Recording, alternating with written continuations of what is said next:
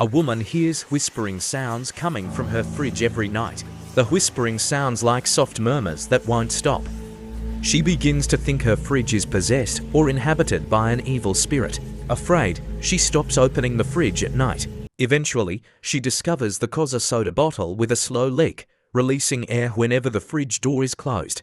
She laughs. This evil spirit is just thirsty, it seems. Thanks for watching. If this made you smile, hit that like and follow for more awesome shorts.